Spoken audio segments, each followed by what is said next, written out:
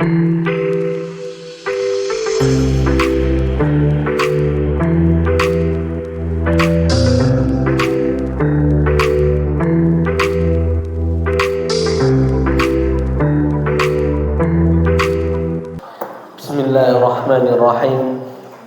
Assalamualaikum warahmatullahi wabarakatuh.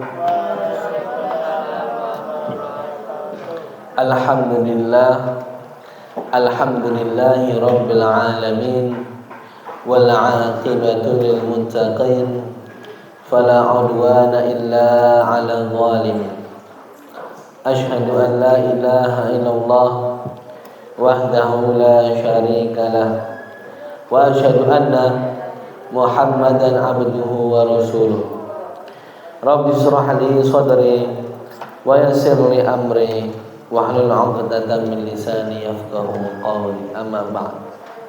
Alhamdulillah, pada hari ini kita dapat melanjutkan bedah kitab Risalah Maulid Nabi Muhammad sallallahu alaihi wasallam yang dikarang oleh ulama besar kita, yakni Kanjeng Raden Tumenggung, Raden Penghulu Kiai Haji Muhammad Wardan Diponegrat, yang merupakan penghulu Keraton Ngayogyakarta Hadiningrat, yang juga merupakan ketua Majelis Tarjih pimpinan pusat Muhammadiyah yang paling lama, dan juga beliau merupakan alumni Muallimin. Dan pada pertemuan yang lalu telah kita bahas bersama-sama tentang kejadian-kejadian yang ada sebelum Nabi Muhammad SAW lahir, yaitu rusaknya budi pekerti yang ada dalam bangsa-bangsa di dunia. Ada yang bangsa Romawi, bangsa Persia, bangsa Hindia, dan juga bangsa Arab. Kebobrokan-kebobrokan moral itulah yang melatar belakangi kelahiran Nabi Muhammad sallallahu alaihi wasallam. Nah, lalu pasca dalam keadaan ini Nabi Muhammad sallallahu alaihi wasallam lahir ke dunia.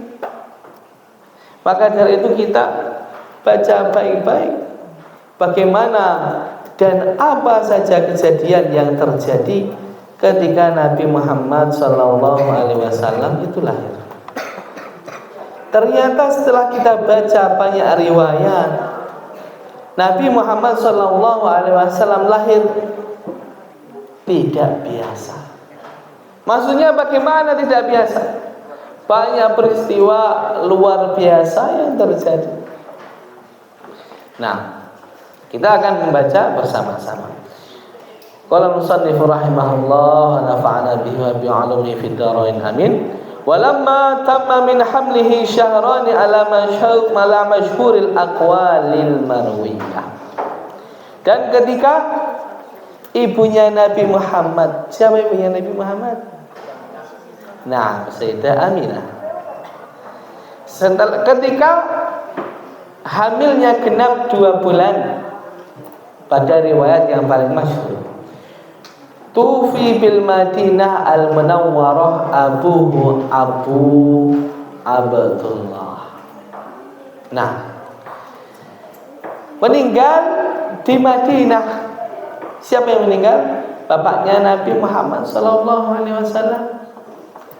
Siapa bapaknya namanya? Bapaknya adalah Abdullah. Sayyidah Abdullah meninggal di Madinah Al-Munawwarah dalam riwayat ini. Maka dari itu ada lagu ya yang sering kita dengar. Bagaimana lagunya? Abdullah nama ayahnya,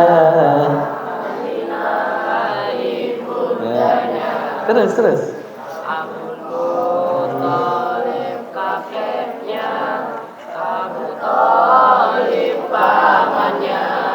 irfa'i shaut. Khadijah istri setia, Fatimah putri tercinta, semua bernasab mulia, dari Quraisy ternama.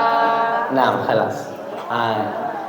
Itulah hal lagu-lagu yang dirancang supaya kita semua itu senantiasa mengingat. Itu lagu wajib hafal ya. Insya Allah bisa ditanyakan di pertanyaan wawasan. Nah, ketika meninggal bapaknya Nabi Muhammad SAW, wa kana qad istaza bi ahwalihi bani Adi min at-Taifah an-Najjariyah. Wa makatha fihim syahran saqiman yu'anuna saqmahu wa syaqwa. Dan bapaknya itu ketika itu wa kana qad istaza bi ahwalihi. Yaitu ketika itu melalui perkampungan Bani Adi dari suku Najjar. Wa makatha fihim syahran saqiman. Dan ketika itu berada di dalamnya merasa sakit, dan beliau singgah di dalamnya sakit, hingga meninggalnya. Lalu setelah walamma tamma min hamlihi ala raji, dan ketika ibu Nabi Muhammad yaitu Sayyidah Aminah itu hamil 9 bulan, wa akhadha al-makhadhu ummuhu Aminah az-Zuhriyah wa khassaha al-qaribul mujibu bi an takuna li Mustafa fawaladathu sallallahu alaihi wasallam nuran yatala'la'u sana. Maka setelah hamil 9 bulan, ibu Nabi Muhammad sallallahu alaihi wasallam itu melahirkan Nabi Muhammad sallallahu alaihi wasallam.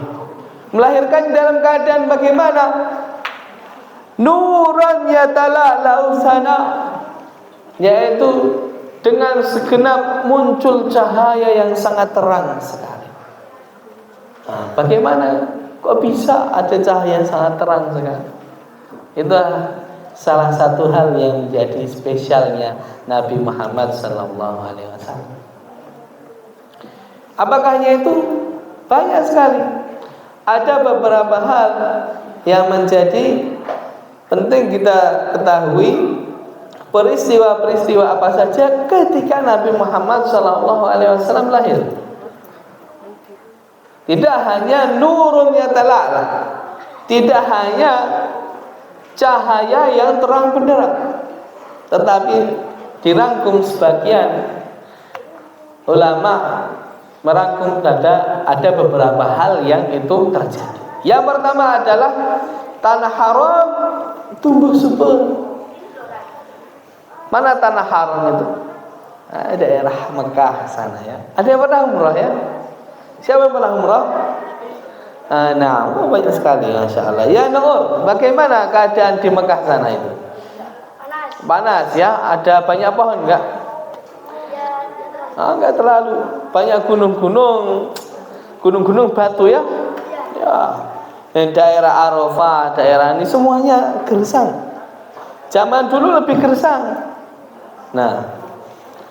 Dan akan tetapi mukjizatnya, ketika Nabi Muhammad SAW itu lahir, tanah haram tumbuh subur.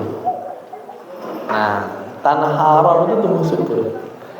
Banyak ditumbuhi oleh pepohonan ketika itu. Ini mencerminkan rahmat dari Allah Subhanahu wa taala ketika Nabi Muhammad SAW lahir. Bayangkan tanah yang sudah ribuan tahun, ratusan tahun itu enggak kena hujan. Ratusan tahun tidak tumbuh sama sekali apapun di sana. Tiba-tiba tumbuh subur. Ada banyak pohon. Masya Allah. Ustaz ketika di Yaman ingin bercerita. Ustaz ketika di Yaman dahulu sangat jarang sekali hujan. Kalau sekarang kita tiap hari hujan ya. Ustaz ketika di Yaman itu dulu itu bisa setahun setahun. Hujan bisa dihitung dengan hitungan jari saja. Nah, dan hujannya nggak seperti sini, hujan deras gitu, enggak. Hujannya sangat biasa, sangat gerimis lah, gerimis. Hanya seperti itu. Nah, bayangkan, maka dari itu kalau orang sana lihat hujan, wah langsung hujan-hujan. Orang Yaman ketika melihat hujan, oh nggak ada yang di rumah. Oh hujan-hujan, lalu di jalan-jalan yang tergenang air itu gulung-gulung, renang di jalan, kayak gitu, karena senang melihat hujan. Bayangkan seperti itu saja. Maka dari itu ini salah satu hal yang luar biasa yang terjadi sebelum Nabi Muhammad SAW lahir.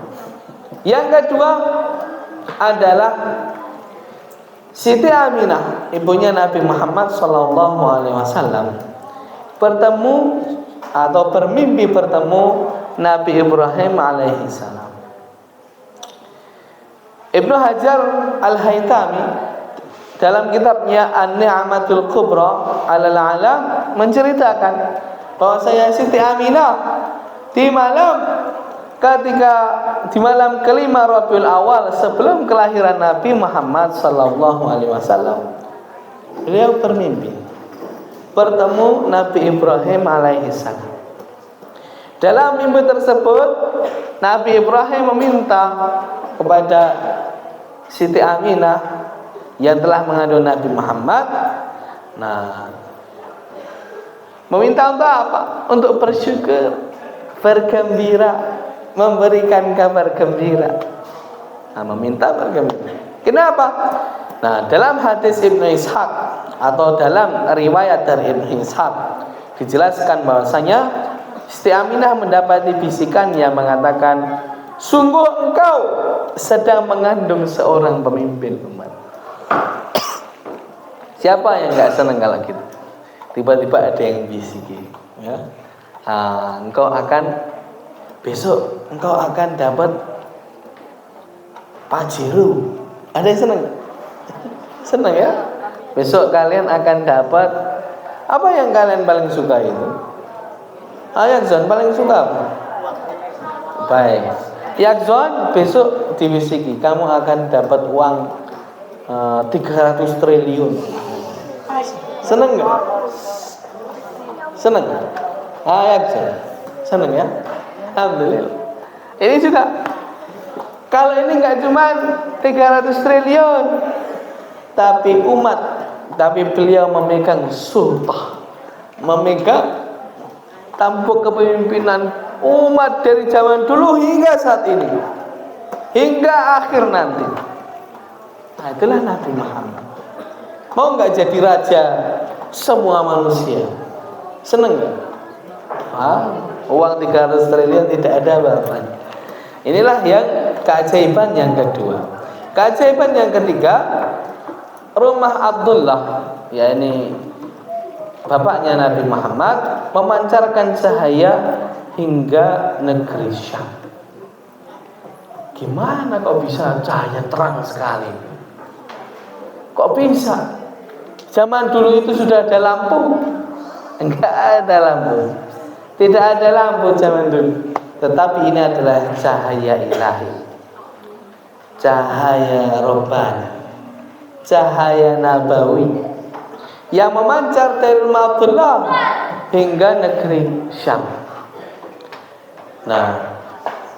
Diceritakan oleh Fatimah binti Abdullah, menjelang kelahiran Rasulullah, rumah Abdullah diterangi cahaya yang menerangi hingga negeri Syam. Beliau dalam kitabnya Ahmad bin Umar Al-Ansari, yaitu Isbatun Nubuwati Muhammad, diceritakan, aku hadir saat Rasulullah SAW dilahirkan. Saat itu tampak cahaya menerangi seisi rumah. Aku melihat bintang-bintang turun mendekat, sampai aku mengira benda langit itu akan menimpaku. Mau kena bintang jatuh? Ngeri kali. Aku juga melihat Rasulullah SAW lahir sudah dalam keadaan dikhitan. Jadi ketika itu cahayanya sangat terang, Masya Allah, sampai ke negeri Syam. Mekah sama Syam itu jauh. Jauh. Kamu misalkan lahir di Jawa, tapi kelihatan melahirnya di malam hari. Terus muncul cahaya terang sekali sampai ke Kalimantan. Wah, ngeri kali. Kamu di Jawa Timur, di Jember, di Banyuwangi lahir, yang lihat cahaya itu sampai orang Banten lihat. Ngeri kali. Masya Allah. Ini luar biasa. Ini deh yang terjadi pada Nabi kita. Itulah mukjizat. Nah, itu yang ketiga. Dan yang selanjutnya adalah tadi diceritakan bahwasanya cahaya-cahaya tersebut menerangi semua gedung kota Basrah yang ada di negeri Syam. Jadi satu kota itu kena lampu gitu, lampu cahaya nabawi, cahaya ilahi, cahaya Nabi Muhammad Sallallahu Alaihi Wasallam. Masya Allah.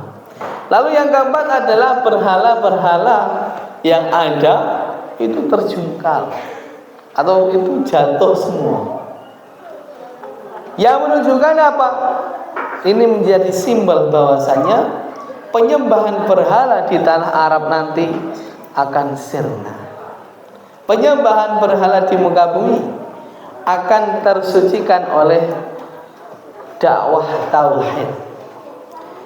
Berhala-berhala yang ada akan dihancurkan. Nah, masih dari kitab An-Ni'matul Kubra Al-Alam, Abdul Muthalib pada malam menjelang kelahiran Nabi Muhammad Sallallahu Alaihi Wasallam, ketika malam Nabi hendak lahir itu, Abdul Muthalib. Siapa Abdul Muthalib? Abdul Muthalib, kakeknya Nabi Muhammad itu pergi ke Ka'bah. Supaya apa? Berdoa. Berdoa untuk bermunajat. Tapi dalam riwayat lain ketika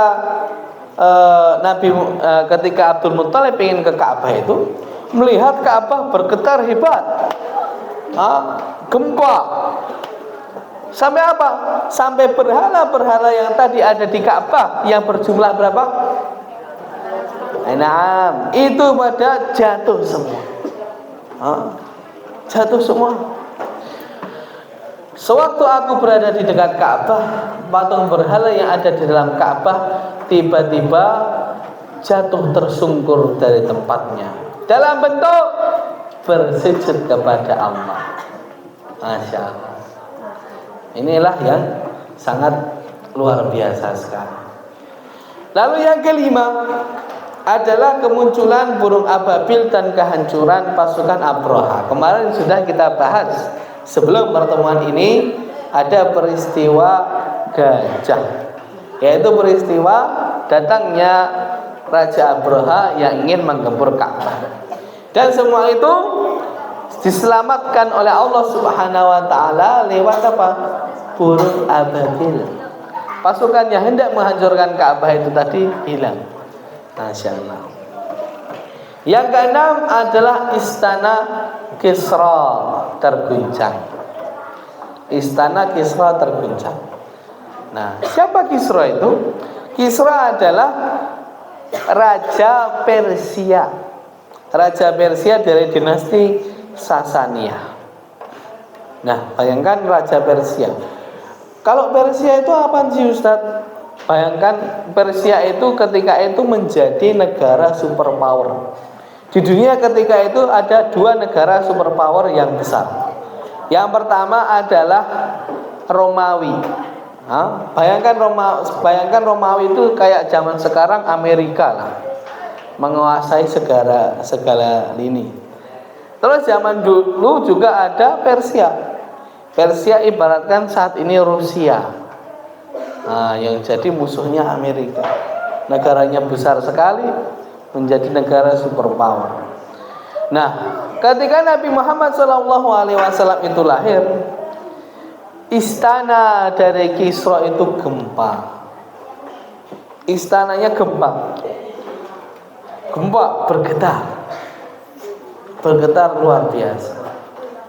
Sampai apa? Sampai 14 menaranya roboh, menghancurkan tempat peristirahatan raja. Kalian sedang tidur, ada menara ambruk, ngeri. Karena kenapa? Karena kelahiran Nabi Muhammad. Inilah yang luar biasa. Nah, yang nomor 7, Al-Mubizan bermimpi melihat unta-unta mengarungi sungai Tigris. Abu Zahrah dalam kitabnya Khatamun Nabiyyin mengisahkan menjelang kelahiran Nabi Muhammad SAW, orang kepercayaan Raja Kisra yaitu Al-Mubizan tadi melihat unta-unta itu yang bawa barang-barang banyak, itu bawa barang-barang berat, menuntun kuda-kuda yang Masya Allah elok sekali, kuda-kuda yang keren, yang bagus, itu berjalan mengarungi sungai Tigris dan Efrat menuju ke sejumlah negeri. Nah, lalu ini kenapa kok mimpi kayak gini? Apa maknanya? Lalu Al-Mubizan mengundang seorang penafsir mimpi, lalu ditafsirkan bahwasanya akan ada peristiwa yang besar yang terjadi di seluruh Arab. Apa peristiwanya? Peristiwa apa? Kelahiran Nabi Muhammad sallallahu alaihi wasallam. Baik. Itu yang nomor 7. Nomor 8, api Majusi yang 1000 tahun menyala akhirnya padam. Kalian tahu, pernah dengar cerita api abadi? Di mana api abadi itu? Di mana? Hah? Di Ragnarok, di film. Ya, api abadi itu banyak ya orang yang di Indonesia pun ada api abadi itu. Nah, tapi ini api abadi yang disembah. Api abadi dan disembah. Dan selama 1000 tahun api itu tidak padam. Bayangkan, ada api hidup terus, nggak padam selama 1000 tahun. Dan itu disembah api itu. Nah, tetapi ketika Nabi Muhammad SAW lahir, api yang sudah 1000 tahun yang disembah, yang menjadi Tuhannya orang-orang Majusi, penyembah api tersebut mati, apinya padam, kayak gitu.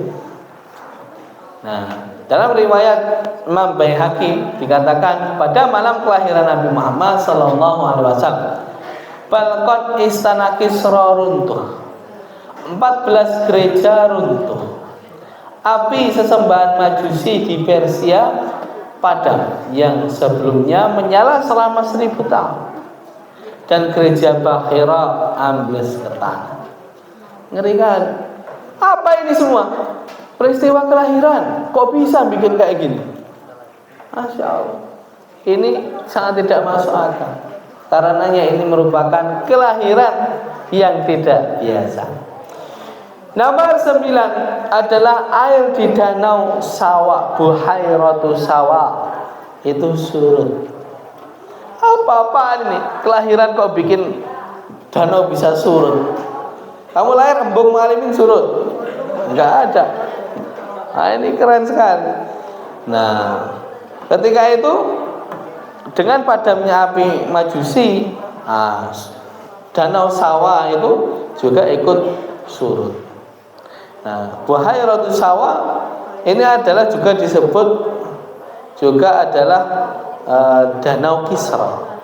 Nah, itu mata air yang dikultuskan, mata air yang itu disembah-sembah, dianggap suci oleh orang-orang Persia, orang-orang para penyembah api tadi. Ya, dianggap suci, dianggap Masya Allah luar biasa, akhirnya surut. Surut dengan kelahiran Nabi. Nah, ini.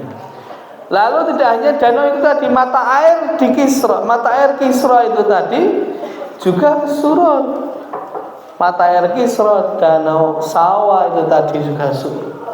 Semua simbol-simbol dari agama-agama Majusi hilang. Dan juga Yang nomor 11, runtuhnya gereja Bukhairah. Nah, yaitu gereja Bukhairah di situ runtuh dengan kelahiran Nabi. Nah, gereja Bukhairah ini merupakan gereja peninggalan kejayaan Romawi, dinasti Romawi, Amerikanya zaman dulu, dan Yunani yang terletak di Busra. Nah, dan selanjutnya para ahli kitab yang nomor 12 melihat bintang besar. Masya Allah, melihat bintang besar.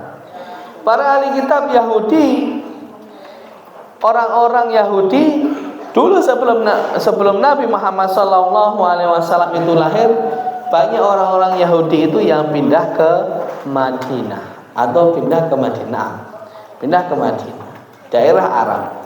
Karena orang-orang Yahudi itu macam-macam ya, berdiaspora ya, kemana-mana, ada yang Mesir, ada yang tetap di Palestina. Ketika itu banyak ke negeri Arab hijrah. Kenapa? Karena mereka tahu sebenarnya akan ada Nabi akhir zaman yang akan lahir di tanah Arab. Siapa? Nabi Muhammad SAW. Dan ketika Nabi Muhammad SAW lahir, para ahli kitab, orang-orang Yahudi tadi melihat bintang besar yang itu bercahaya di langit. Seperti dalam riwayat Fatimah itu tadi, bintangnya besar, mendekat sampai mau jatuh.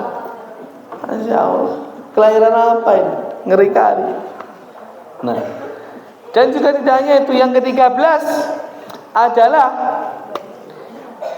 setan-setan sudah tidak bisa mencuri informasi lagi dari langit, dari para malaikat. Zaman dahulu setan-setan itu suka mencuri informasi dari langit, mencuri informasi dari malaikat. Supaya apa? Disampaikan kepada dukun-dukun supaya bisa meramal. Maka dari itu ramalan-ramalan itu berasal dari setan-setan ini yang mencuri informasi dari langit. Maka dari itu. Tetapi setelah Nabi Muhammad SAW lahir, pintu langit ditutup. Akhirnya setan tidak bisa mencuri-curi dengar lagi. Maka dari itu, jika ada hari ini yang percaya ramalan, berarti bukan orang pintar. Kenapa kok orang pintar disebut orang pintar yang dukun itu? Kenapa dukun disebut orang pintar? Ada yang tahu? Kenapa? Kenapa? Karena yang datang kepada orang pintar atau yang disebut dukun itu tadi adalah orang bodoh. Maka dari itu dukun bisa minteri orang yang datang itu tadi, membodohi orang yang bodoh datang kepada dukun. Baik, ini adalah 13 peristiwa yang ketika Nabi Muhammad SAW itu lahir. Banyak sekali. Maka ini disebut kelahiran yang luar biasa. Bayangkan, simbol-simbol agama Majusi hilang. Nah, api padam semuanya, Persia itu danaunya surut. Simbol-simbol agama Nasrani hilang. Gereja-gereja pada ambruk seperti itu. Simbol-simbol paganisme, penyembahan berhala hilang. Yaitu apa? Yaitu hancurnya, menunduknya, sujudnya semua berhala pada Mekah. Hal ini menunjukkan bahwasanya dengan kelahiran Nabi Muhammad SAW, Islam akan mencerahkan dunia. Islam akan menghilangkan penyembahan berhala, menghilangkan kesyirikan, menghilangkan penyekutuan dari Allah Subhanahu wa taala. Dengan kelahirannya Nabi Muhammad SAW, beliau membawa misi rahmatan lil alamin, mencerahkan semesta. Wassalamualaikum warahmatullahi wabarakatuh.